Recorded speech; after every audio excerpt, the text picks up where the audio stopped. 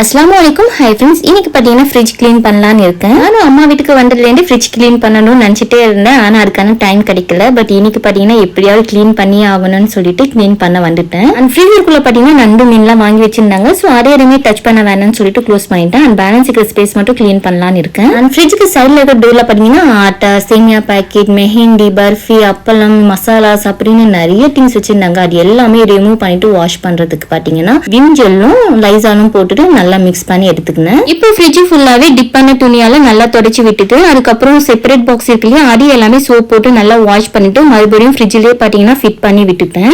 எல்லாமே ஃபிட் பண்ணதுக்கு அப்புறம் தான் மெயின் ஒர்க்கே இருக்கு. எக்ஸ்பயர் ஆனது எல்லாமே டிஸ்போஸ் பண்ணிட்டு எது எது வேணுமோ அது மட்டும் எடுத்து வைக்கலாம்னு சொல்லிட்டு தேவையானது மட்டும் எடுத்து வச்சுட்டேன். ஃப்ரிட்ஜ் ஆர்கனைஸ் பண்ற அளவுக்கு வெஜிடபிள்ஸ் எல்லாம் எதுவுமே இல்ல. சோ ஃப்ரிட்ஜ் பாத்தீங்கன்னா சீக்கிரமாவே டீப் கிளீன் பண்ணி முடிச்சிட்டேன். அண்ட் ஃப்ரிட்ஜுக்காக புதுசா ஸ்டெபிலைசர் வாங்கிருந்தேன். ஃப்ரிட்ஜை டீப் கிளீன் பண்ணதுமே அதுவும் போட்டு விட்டுட்டேன். நெக்ஸ்ட் வீடியோல மீட் பண்றேன். பை. அஸ்ஸலாமு அலைக்கும்.